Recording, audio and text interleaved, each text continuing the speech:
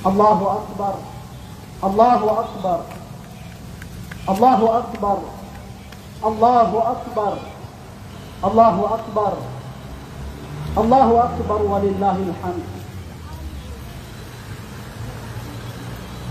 Si Allah ang dakila, si Allah ang dakila, si Allah ang dakila, si Allah ang dakila, si Allah ang dakila. Ang lahat ng papupuri ay ukol lamang kay Allah.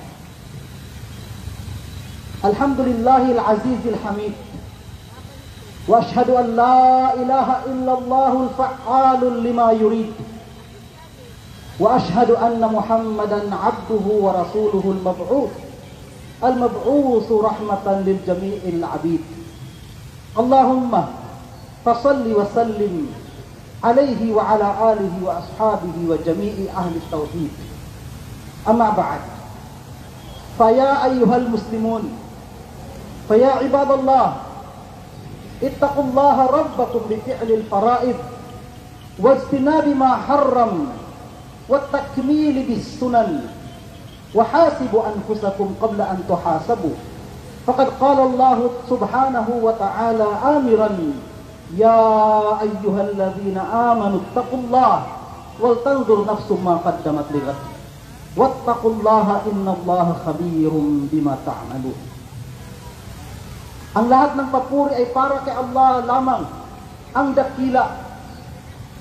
At ako'y sumasaksi na walang ibang Diyos na dapat sambahin maliban kay Allah, ang siyang gumagawa kung ano ang kanyang nanaisin. At ako ay sumasaksi na si Muhammad ay kanyang sugo at alipin, ipinadala ni Allah subhanahu wa ta'ala bilang habag sa lahat ng mga alipin. O Allah, pagpalain mo at pagpayapain mo ang aming propeta at ang kanyang mga pamilya at ang kanyang mga kasama at sa lahat ng mga taong nagtatauhid sa inyo. Mga alipin ni Allah subhanahu wa ta'ala, mga Muslim, katakutan natin ang ating Panginoon sa pamamagitan ng pagsagawa ng kanyang mga ipinag-uutos sa atin at sa pamamagitan ng paglayo, pag-iwas sa kanyang mga ipinagbabawal sa atin at sa pamamagitan ng pagkumpleto natin, pagsasagawa natin ng mga sunnah o pamamaraan ni Propeta Muhammad sallallahu alaihi wasallam. Hasibu anfusakum, kwintahin ninyo o kwintahan ninyo ang inyong mga sarili bago pa dumating sa inyo ang pagkukwinta ni Allah subhanahu wa ta'ala. Si Allah subhanahu wa ta'ala ay nagwika bilang pag-uutos niya sa atin na kanyang mga alipin. O kayong mananampalataya, matakot kayo kay Allah, وَتَنْظُرْ نَفْسٌ مَا قَدَّمَتْ لِغَدٍ. Titingnan ng sino mang sarili kung ano ang kanyang maisasagawa o di kaya'y ano man ang kanyang maihahanda sa kabilang buhay. Katakutan ninyo si Allah, katotohanan, si Allah ang nakakabatid. Si Allah ang nakababatid kung ano ang ating ginagawa sa mundong ito. Mga alipin ni Allah, inna min asyirki billah sarfa ibadati du'a li ghairi. Mga alipin ni Allah, kabilang sa pagtatambal kay Allah ay ang pananalangin o pagsasagawa ng panalangin maliban pa kay Allah subhanahu wa ta'ala. Hihiling ka sa sino man na mga nilikha ni Allah, mapaanghel, mapapropeta, o kaya sino man na mga wali min awliyaillah, ang pagdalangin, paghiling ng kabutihan sa kanila ay kabilang sa pagtatambal kay Allah subhanahu wa ta'ala. Sinabi ni Allah, fala tad'u ma'allahi ahada, at huwag kayong manalangin maliban pa kay Allah ng iba pa sa kanya. At ang Propeta Muhammad sallallahu alaihi wasallam ay nagsabi, man mata wa huwa yad'u min dunillahi niddan dakhala an-nar. Sino man ang dinatnan ng kamatayan habang siya ay nananalangin ng maliban pa kay Allah, humihiling ng kabutihan ng liban pa kay Allah, papasok siya ng impyerno. Iyadan billah. Ilayo nawa tayo ni Allah subhanahu wa ta'ala sa mga gawain na ito.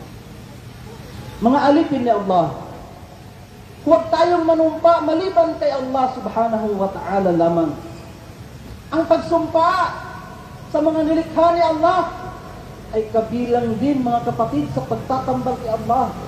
Sinabi ng mahal na propeta Muhammad sallallahu alaihi wasallam, man halafa bi ghairi Allahi faqad asyraka. Sino man ang manumpa gamit ang mga nilikha ni Allah sa mundong ito, mapaanghel man, mapakaaba man, o propeta man, siya ay nakapagsagawa ng pagtatambal kay Allah. Mga kapatid sa Islam, pangalagaan natin ang ating pagdarasal. 5 beses na pagdarasal sa araw at gabi. Salatul Fajr, dasal sa Fajr, sa Duhur, sa Asar, sa Maghrib at sa Isha. Pangalagaan natin, mga kapatid, at isagawa natin sa tamang oras ito. Dahil ang Allah subhanahu wa ta'ala ay nagsabi, inna salata kanat 'alal mu'minina kitaban mawquta. Katotohanan, inutos ang pagdarasal sa mga mananampalataya na may kanya-kanyang natatanging oras. Kaya huwag natin ipagpaliban ang pagdarasal sa oras ito. At ang propeta Muhammad sallallahu alaihi wasallam ay nagsabi, al-ahdu alladhi bainana wa bainahum as-salah, faman tarakaha faqad kafara. Wa qala Umar radhiyallahu anhu, ama innahu la hadda fil Islam li ahadin taraka as-salah. Sabi ng mahal na propeta Muhammad sallallahu alaihi wasallam, ang pagitan, ang kasunduan na namamagitan sa atin at sa kanila ay ang pagdarasal. Sino man ang hindi magsasagawa ng pagdarasal, siya ay tumalikod kay Allah subhanahu wa ta'ala. At sabi ni Omar, walang anumang bahagi ang sino mang umiwan ng pagdarasal sa Islam.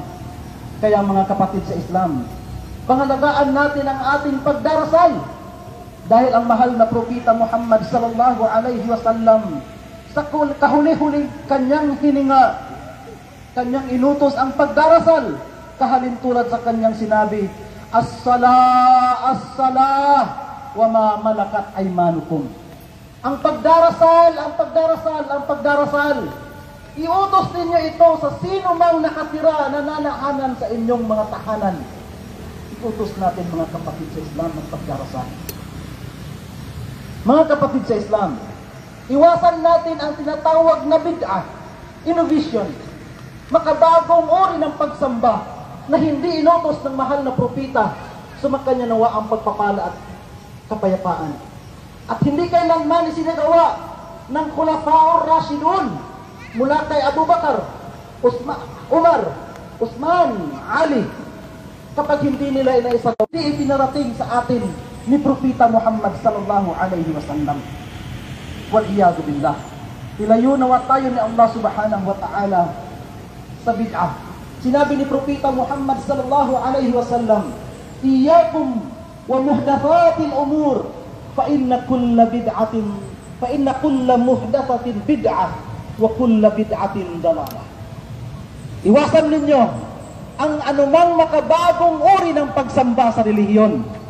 Katotohanan, ang lahat ng makabago ay bid'ah, at ang lahat ng bid'ah ay kaligawan, at ang lahat ng kaligawan ay tutungo sa impyerno. Mga kapatid sa Islam, huwag tayong maghiwa-hiwalay. Huwag tayong magkanya-kanya. Huwag natin gawin sa ating komunidad, sa ating barangay, sa ating probinsya ang pagkanya-kanya. O di kaya'y paghiwa-hiwalay, paggrupo-grupo na walang sinusunod na pinuno, walang sinusunod na namumuno. Dahil ang Propeta Muhammad sallallahu alaihi wasallam ay nagbabala sa atin, kanyang sinabi, lataftariqanna ummati ala 73 kahati. Isa lamang ang mapupunta ng paraiso at ang 72 ay mapupunta ng impyerno. Kaya mga kapatid sa Islam, iwasan natin ang paghiwa-hiwalay, pagkanya-kanya, ahzab, grupo-grupo, na wala tayong sinusunod na namumuno sa atin. Mga alipin ni Allah subhanahu wa ta'ala, iwasan natin ang mga gawain, ang mga tao na naghihikayat sa atin tungo sa paglabag kay Allah subhanahu wa ta'ala. Iwasan natin ang mga taong dahilan ng ating pagkaligaw, dahilan ng ating pagkagawa ng anumang paglabag kay Allah subhanahu wa ta'ala. Dapat natin isaalang-alang na ang ating sundin sa mundong ito, ang mahal na Propeta Muhammad, sumakanya nawa ang pagpapala at kapayapaan. Dahil ang kanyang sunnah ay kaligtasan. Ang pagsunod kay Propeta Muhammad sallallahu alaihi wasallam ay kaligtasan, mga kapatid sa Islam. Wa may yuti'illaha wa rasulahu faqad faza fawzan 'azima. Sino man ang susunod kay Allah, ang makikinig kay Allah at susunod sa kanyang sugo na si Propeta Muhammad sallallahu alaihi wasallam, sila ang magtatagumpay. Sila ang maliligtas ng tunay o dakilang kaligtasan, at ito ay mangyayari sa kabilang buhay. Mga kapatid sa Islam, iwasan natin ang paggaya sa mga kuffar. Iwasan natin ang paggaya sa mga kuffar sa ating paggupit sa ating mga buhok. Kalakasan, kadalasan sa mga Muslim sa panahon ngayon, ginagaya nila ang gupit ng mga kuffar, gupit ng mga taong hindi naniniwala kay Allah, mga taong mapaggawa ng karumal-dumal kay Allah subhanahu wa ta'ala, mga taong gumagawa ng kalaswaan. Yun yung ginagaya ng ating mga kabataan ngayon, mga kapatid. Kaya naman, nararapat sa mga magulang na kanilang utusan ang kanilang mga anak, o sino man na kaya nilang utusan, sino man na naroroon sa kanilang komunidad, paiwasan nila sa mga kabataan ang paggaya sa mga kufar, sa kanilang gupit, sa kanilang panonood, sa lahat ng kanilang mga gawain, pati sa pananalita. Dahil sabi ng Propeta Muhammad sallallahu alaihi wasallam, man tashabbaha biqaumin fahuwa minhum. Sino man ang gagaya sa grupo ng mga tao, siya ay mapapabilang sa kanila.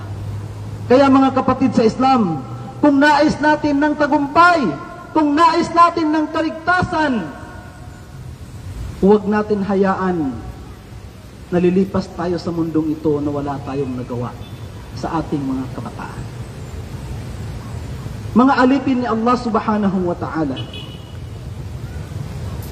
iwasan natin ang mga ipinagbabawal ni Allah. Mga ipinagbabawal ni Allah na nakasalalay sa ating mga puso, sa ating mga dila, sa ating mga mata, sa ating mga pandinig, tainga, maging sa ating mga tiyan, at sa mga masisilang bahagi ng ating katawan. Iwasan natin ang panlilibak. Iwasan natin ang chismis. Iwasan natin ang pagkainggit sa kapwa. Iwasan natin ang pagkain ng haram. Kahit pa ito ay kaligtasan o di kaya'y kabuhayan ng ating pamilya. Iwasan natin ang kalaswaan. Iwasan natin ang zina. Iwasan natin ang pangangalunya.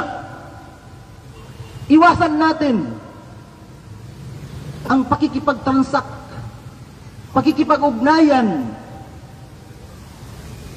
sa haram na paraan.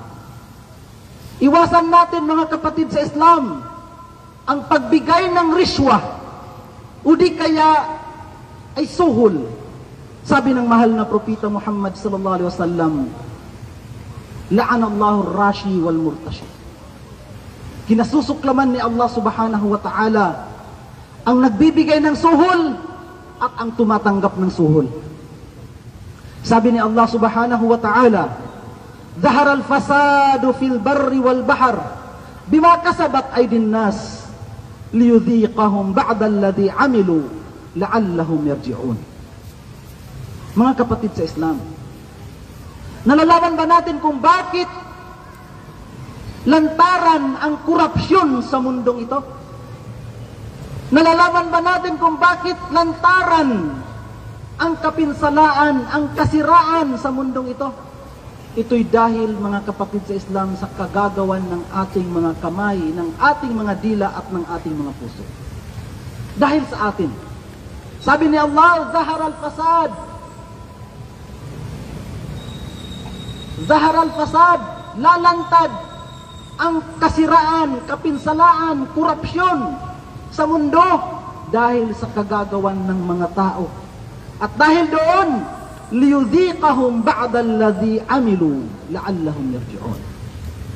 Dahil sa korupsyon na ito, kapinsalaan na ito, kasiraan na ito, marami ang makakadanas o makadadanas ng tinatawag na hirap, pulubi, sakit. Bakit? La'allahum yarji'un. Nang sa ganun ay kanilang maisip kung ano ang kanilang ginagawa. Mga kapatid sa Islam, mga alipin ni Allah subhanahu wa ta'ala,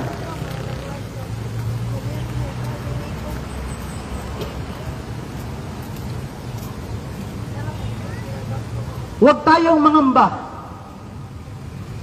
sa tinatawag na kahirapan. Huwag tayong matakot o di kaya ay mangamba sa kahirapan sa ating sarili, maging sa ating pamilya.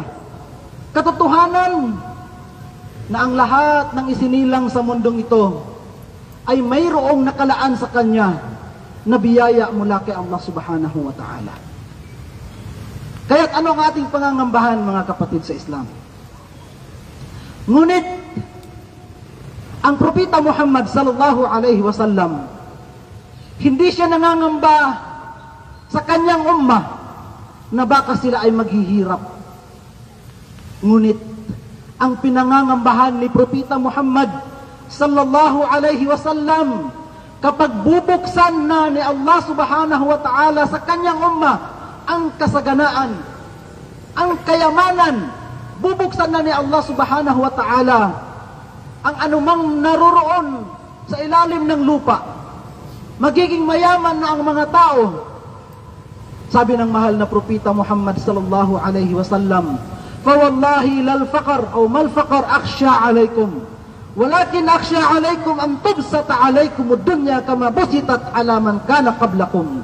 Fatanafasuha kama tanafasuha wa tuhlikakum kama ahlakathum." Sabi ng mahal na propeta Muhammad, hindi kailanman ang kahirapan ang aking pinangangambahan sa inyo. Ngunit ang aking pinangangambahan sa inyo ay kapag bubuksan na ni Allah sa inyo ang kasaganaan. Nangangahulugan na yayaman na ang mga Muslim, yayaman na ang mga tao. Sabi niya, fatanafasuha kama tanafasu man kana qablakum. Kahalintulad sa pagbukas nito sa mga nauna sa inyo. Kaya't kayo ay mag-uunahan makuha ang mga kayamanan na ito. Kahalintulad sa pag-uunahan ng mga naunang tao sa inyo. Wa tuhlikakum kama ahlakathum. At kayo ay mapipinsala kahalintulad sa kanilang pagkapinsala. Mga kapatid sa Islam, ang taong mayaman, ang Muslim na mayaman, at ginamit niya ang kanyang kayamanan, iginugol niya ang kanyang kayamanan sa pagtulong sa kapwa, pagtayo ng mga masjid, o di kaya'y pagdonate, pagbahagi nito sa madrasa, sa da'wah. Yaon ang taong sinabi ng mga sahaba sa harap mismo ng Propeta Muhammad sallallahu alaihi wasallam, "Ya Rasulullah, dhahaba ahlud dusuri bil ujur. Dhahaba ahlud dusuri bil ujur, yusalluna kama nusalli, wa yasumuna kama nasum, yahujjuna kama nahujj." Sabi ng mga sahaba bilang kanilang pagrireklamo sa harap ng Rasulullah, usugo ni Allah, nakuha na ng mga mayayaman ang mga gantimpala. Nakuha na ng mga taong mayayaman, mayroong kakayanan, ang mga gantimpala. Nagdarasal sila kahalintulad sa pagdarasal namin. Nag-aayuno sila kahalintulad sa pag-aayuno namin. Nagsasagawa ng Hajj kahalintulad sa pagsasagawa namin. Ngunit ang kaibahan, yatasaddaquna bifuduli amwalihim, o kama qala sallallahu alaihi wasallam. Ang kaibahan namin sa kanila, mayaman at hindi mayaman, iginugugol nila ang kanilang kayamanan sa tinatawag na sadaqah. Yun ang hindi kailanman naaabot ng mga mahihirap. Kaya naman sabi ng mahal na Propeta Muhammad sallallahu alaihi wasallam, nais nyo bang ituro ko sa inyo ang mga kataga na kung babanggitin ninyo, bibigkasin ninyo, ay kahalintulad din ng nagbigay kayo? Sabi ng mga sahaba, bakit hindi ya Rasulullah? Sabi ng mahal na Propeta Muhammad, sapat na sa inyo, sa bawat matapos ang pagdarasal, ang banggitin ang Subhanallah, Alhamdulillah at ang Allahu Akbar ng 33. Sapat na sa atin na mahihirap ang katagang iyon upang maabot natin ang antas ng mga mayayaman na mga Muslim. Mga kapatid sa Islam, pagbutihan natin ang pakikitungo natin sa ating kapwa. Pagbutihan natin ang ating pag-uugali. Pakikitungo natin sa ating kapwa. Muslim man o hindi Muslim. Sa ating kapitbahay, Muslim man o hindi Muslim. Ang Propeta Muhammad sallallahu alaihi wasallam, hindi kailanman siya namili ng kapitbahay na kanyang pakikitunguhan ng kabutihan or mabuti. Ang Propeta Muhammad sallallahu alaihi wasallam, mayroon siyang kapitbahay na Hudyo. Mayroon siyang kapitbahay na musyrik, pagano. Mayroon siyang kapitbahay na Kristiyano. Ngunit hindi kailanman niya sila pininsala, mga kapatid sa Islam, sa pamamagitan ng kanyang dila at sa pamamagitan ng kanyang gawa. Hindi kailanman nangyari o naganap mula kay Propeta Muhammad kahit na sa kanyang mga sahaba na mayroon silang pininsala na kapitbahay, mapamuslim man o hindi Muslim. Dahil ang Propeta Muhammad sallallahu alaihi wasallam, kanyang sinabi, sabi ng mahal na Propeta Muhammad, "Wallahi la yu'min, wallahi la yu'min, wallahi la yu'min." Qila man ya Rasulullah, alladhi la ya'man jarahu bawa'iqahu. Mga kapatid sa Islam, ang Propeta Muhammad ay sumumpa kay Allah na hindi mananampalataya ang isang tao na mapaminsala sa kanyang kapitbahay, at hindi sinabi ni Propeta Muhammad na kailangan ito ay Muslim o hindi Muslim. Ibig sabihin, lahat ng ating kapitbahay, mapamuslim man o hindi Muslim, kailangan pakitunguhan natin ng mabuti at iwasan natin, sikapin natin na hindi sila mapinsala sa ating gawa at sa ating salita. Kahit na ang malalakas na boses, mga kapatid sa Islam, na ating mga musika, sounds, nais natin bumili ng malalaking mga ganitong uri, gusto natin madinig ng mga kapitbahay, hindi natin alam na ito ay nakakapinsala sa kanila. Dahilan ng pagbawas ng ating pananampalataya kay Allah subhanahu wa ta'ala. Hindi mananampalataya, hindi mananampalataya, hindi mananampalataya. Sino ya Rasulullah? Ang taong hindi niya kailanman napapayapa ang kanyang kapitbahay sa kanyang gawa, salita at sa kanyang gawa. Sabi ng Propeta Muhammad, "Man kana yu'minu billahi wal yawmil akhir, falyukrim jarahu." Sino man ang mananampalataya kay Allah at sa kabilang buhay, kanyang pag-igian o pagbutihan ng pakikitungo ang kanyang kapitbahay. Ang Propeta Muhammad sallallahu alaihi wasallam sabi niya kay Abu Dharr, bilang pakikitungong mabuti sa kapitbahay, "Ya Abu Dharr, idza tabaqta maraqatan fa'aktir ma'aha." O Abu Dharr, kapag ikaw ay nagsabaw, damihan mo ang sabaw at bigyan mo ang iyong mga kapitbahay. Dahil marami sa panahon nila na ang kanilang kapitbahay ay walang makakain. Mga kapatid sa Islam, ang relihiyong Islam ay nag-utos ng kabutihan, nagbawal ng kasamaan, nag-utos ng anumang benepisyo sa lahat, at nagbawal ng kapinsalaan sa lahat. Ipinagbabawal ng Islam ang pagiging terorista. Ipinagbabawal ng Islam ang pagpinsala sa sinuman, sa pananalita man o sa gawa. Sabi ng Propeta Muhammad sallallahu alaihi wasallam, "Man yadman li baina lihyatayhi wa baina fakhidayhi adman lahul jannah," o kama qala sallallahu alaihi wasallam. Sino man ang igagarantiyan niya sa akin, sino man ang igagarantiyan niya sa akin na wala siyang mapipinsala sa kanyang dila, sa kanyang pananalita, at wala siyang magagawang kalasuan sa pagitan ng kanyang dalawang hita, igagarantiya ko sa kanyang paraiso. Allahu Akbar. Allahu Akbar. Allahu Akbar, la ilaha illallah, Allahu Akbar. Sabi ng mahal na Propeta Muhammad sallallahu alaihi wasallam, "Innal mu'mina la yudriku bihusni khuluqihi darajatas sa'imil qa'imin nahar wa qa'imil layl." Katotohanan, sabi ng mahal na Propeta Muhammad, ang mananampalataya, maaabot niya ang antas ng mga taong nagdarasal sa gabi at nag-aayuno sa araw sa pamamagitan ng kanyang mabuting pag-uugali. Sa pamamagitan ng kanyang mabuting pag-uugali. Sabi ng Propeta Muhammad sallallahu alaihi wasallam, katotohanan, hindi ninyo kayang panghawakan ang mga tao dahil sa inyong salapi. Hindi ninyo kayang pasunurin ang mga tao dahil sa inyong salapi. Hindi ninyo kayang paibigin, pamahalin sa inyo ang mga tao dahil lamang sa inyong salapi. Ngunit kayang-kaya nyo silang paibigin, pamahalin sa pamamagitan ng inyong mabuting pag-uugali. Kaya nararapat sa bawat Muslim na magkaroon ng mabuting pag-uugali upang malaman ng sangkatauhan na ang Islam ay nag-utos ng mabuting pag-uugali. Si Propeta Muhammad sallallahu alaihi wasallam, ayon sa mga muarrikhun, ang pinakamaraming yumakap sa Islam sa kanyang kapanahunan, hindi sa kanyang pagdadakwa, bagkus sa kanyang pakikitungo, bagkus sa kanyang mabuting pag-uugali, mga kapatid sa Islam.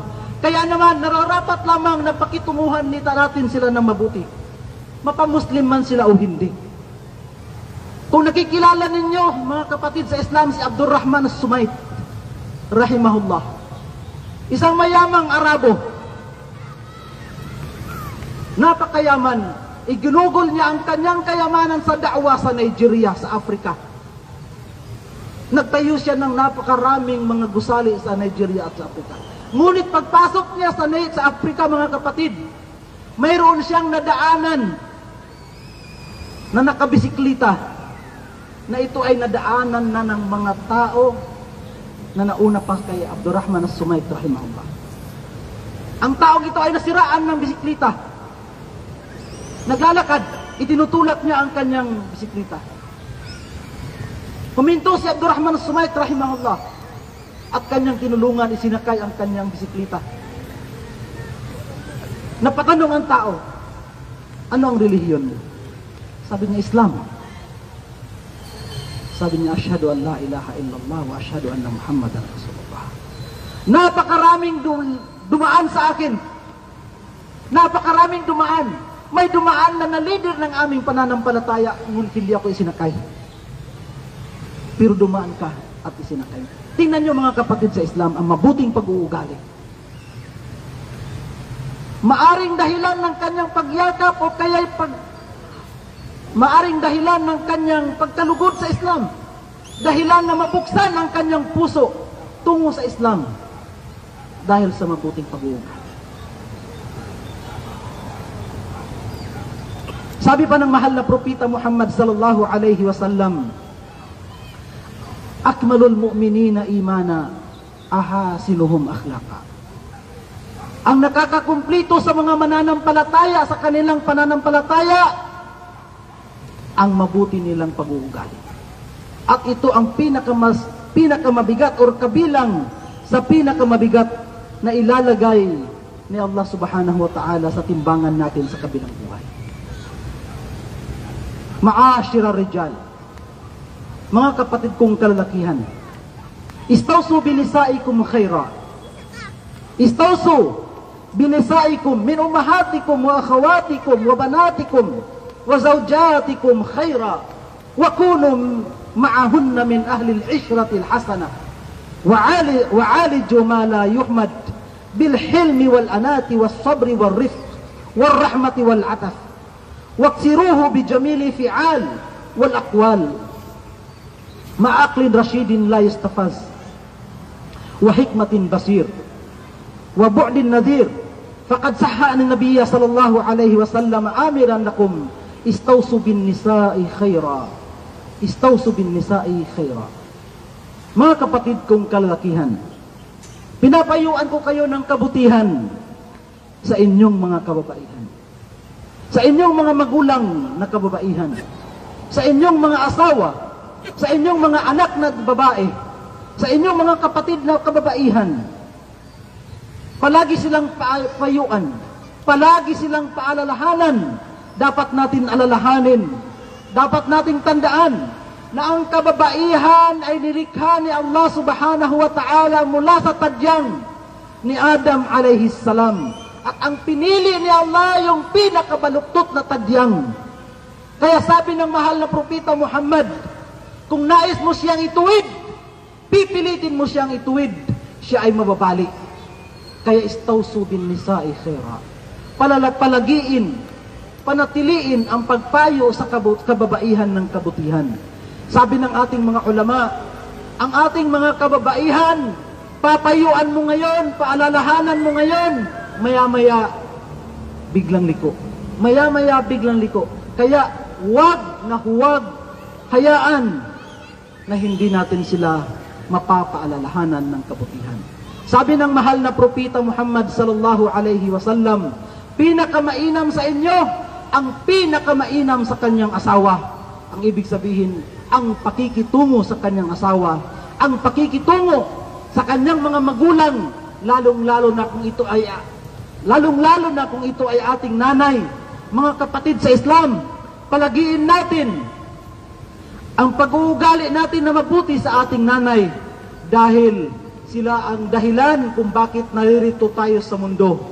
Sila ang nagpakahirap pagbuntis sa atin, pagpanganak sa atin, pagpalaki sa atin.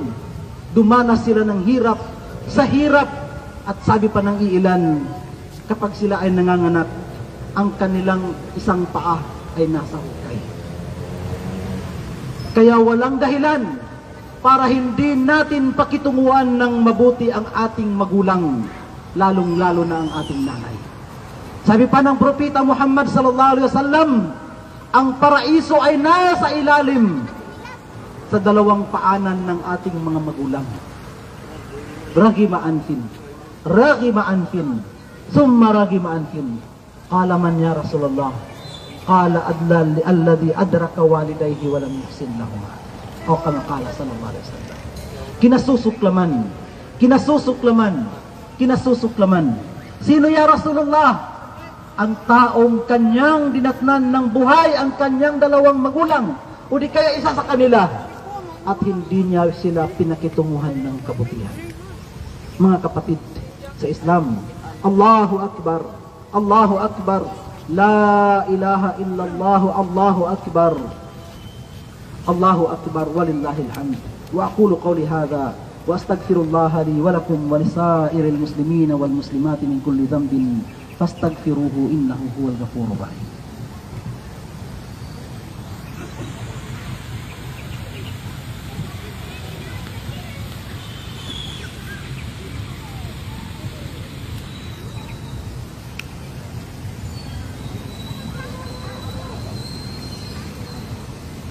Allahu Akbar, Allahu Akbar, Allahu Akbar, La ilaha illallah, Allahu Akbar, walillahil hamd. Alhamdulillahil khaliqi wa ma siwahu makhluk. Wa salatuhu wa salamuhu ala rasulil kiram. Amma ba'd. Faya ibadullah. Si Allah ay dakila. Si Allah ay dakila. Si Allah ay dakila. Ang lahat ng papupuri ay para sa tagapaglikha. At ang lahat ay kanyang nilikha. At kapayapaan at kaluwalhatian sa kanyang sugo. Mga alipin ni Allah subhanahu wa ta'ala. Magtaubat tayo kay Allah bago pa dumating sa atin ang kamatayan. Humingi tayo ng kapatawaran kay Allah subhanahu wa ta'ala bago dumating ang kamatayan sa atin. Katotohanan, ang sino mang hindi hihingi ng kapatawaran sa kanyang Panginoon, nangangahulugan na siya ay mapagmalaki tao. Siya ay nagmamalaki kay Allah subhanahu wa ta'ala. Para bang sinasabi niya, kaya ko harapin ang kabilang buhay. Kaya bago dumating sa atin ang kamatayan, magbalik loob tayo kay Allah. Walang ni isa sa atin na hindi nakakagawa ng kasalanan. Kullu bani Adam khata, wa khairu khata'in at-tawwabun. Lahat ng angkan ni Adam nagkakamali, nagkakasala. At ang pinakamainam sa nagkakamali, pinakamainam sa mga nagkakasala, at-tawwabun, ang humihingi ng kapatawaran, ang nagbabalik loob sa kanilang mga nagawang kasalanan kay Allah subhanahu wa ta'ala. Inutusan tayo ni Propeta Muhammad sallallahu alaihi wasallam. Katulad sa kanyang sinabi, Ya ayyuhan nas, tubu ilallah, fa inni atubu fil yawmi mi'ata marrah. Fil yawmi ilayhi mi'ata marrah. Usang katauhan, magbalik loob kayo kay Allah. Katotohanan, sa isang araw, ako'y nagbabalik loob kay Allah ng 100 bisis na pagbabalik loob. Si Propeta Muhammad, pinatawad na ni Allah ang kanyang mga kasalanan. Ngunit siya ay humihingi pa rin ng kapatawaran. Ngunit siya ay nagbabalik loob pa rin kay Allah subhanahu wa ta'ala. Ipinapakita niya ang kababaang loob. Ipinapakita niya ang pagiging modelo para sa atin. Pagiging huwaran na gayahin natin ang kanyang ginagawa. Mga kapatid sa Islam, pagkatapos ng Salatul Eid, inutos para sa atin o isinabatas sa atin na mga Muslim ang pagkatay sa sinuman ang mayroon siyang kakayanan magkatay ng mula sa kamilyo, baka at anumang uri ng baka at mula sa mga kambing. Sinuman sa mga Muslim ang mayroong kakayanan at hindi siya nagkatay, sabi ni Umar ibn al-Khattab, hindi niya nasunod ang sunnah ni Propeta Muhammad sallallahu alaihi wasallam. Ang Propeta Muhammad sallallahu alaihi wasallam ay nagkatay ng 2 kambing. Isa sa kanyang pamilya at isa sa kanyang ummah. Sabi ng mahal na Propeta Muhammad sallallahu alaihi wasallam na ulat mula sa kanyang mga sahaba, Daha bi kabshayni amlahayni akranayn. Daha bi kabshayni amlahayn akranayn. Si Propeta Muhammad ay nagkatay ng 2 kabsh or shat or kambing. Amlahayn akranayn. Kambing na mayroong sungay at kambing na malaman. Mga kapatid sa Islam, ang araw ng Eid ay hindi araw o pag-iispesyal na araw sa pagbisita sa libingan. Ang araw ng Eid ay araw ng kasiyahan, araw ng pagtakbir, araw ng pagkain, araw ng pag-inom ng mga halal na inumin, araw ng pagsaya na mayroong limitadong kasiyahan. Hindi mapunta ang ating kasiyahan sa pag-inom ng mga alak, pagsayaw, o di kaya'y pagkantahan. Huwag natin gayahin ang ginagawa ng mga hindi mananampalataya sa kanilang mga kasiyahan. Lumikaya tayo, magsaya tayo, alinsunod sa ating relihiyong Islam. Ang araw ng Eid, mga kapatid sa Islam, ang araw ng Eid, Eid al-Adha al-Mubarak, kapag meron tayong kinatay, sunnah, na ipamahagi natin ito, ang iilan or bahagi nito sa kapitbahay natin, sa mga kapatid natin na walang kakayahan, at sino man nakakilala natin. Lalong-lalo na kapag meron tayong kapitbahay na hindi Muslim, ipadanas natin sa kanila kung ano ang pista sa Islam. Kung ano ang pista sa Islam. Mga kapatid sa Islam, taqabbalallahu minna wa minkum. Naway tanggapin ni Allah sa atin at sa inyo.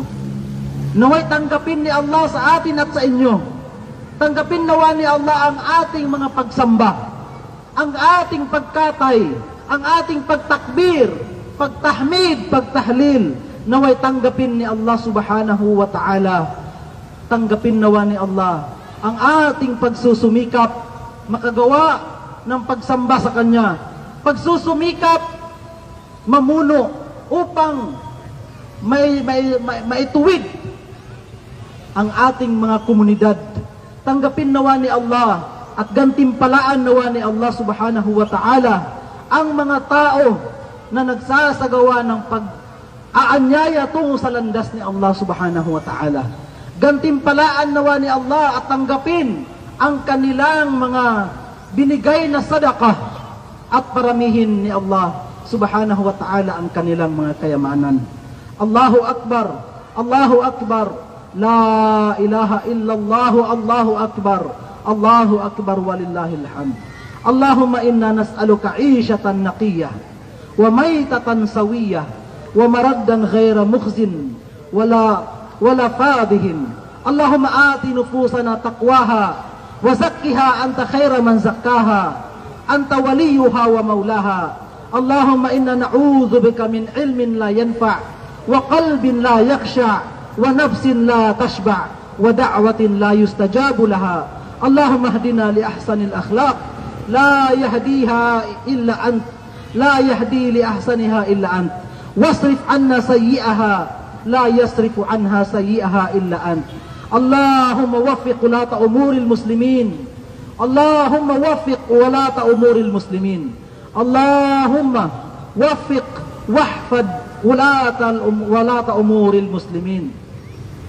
Allahumma azil bihim ash-shirk wal bid'a wal atham wal fasad waj'alna laka dhakirina ya Allah ya Rahman ya Rahim ya Arhamar Rahimin, waj'alna laka syakirin ya Allah ya Rahman ya Rahim ya Arhamar Rahimin. Allahumma ihfadil Islam wal muslimin fi hadzal balad. Allahumma ihfadil Islam wal muslimin fi hadhihi al muhafadhah. Allahumma pangalagaan mo nawa ya Allah ang mga Muslim at ang Islam sa probinsya na ito. Allahumma innaka sami'ud du'a. Allahumma asma' du'aana wastajib du'aana ya Allah ya Rahman ya Arhamar Rahimin. Subhana rabbika rabbil izzati amma yasifun wa salamun 'alal mursalin walhamdulillahi rabbil alamin.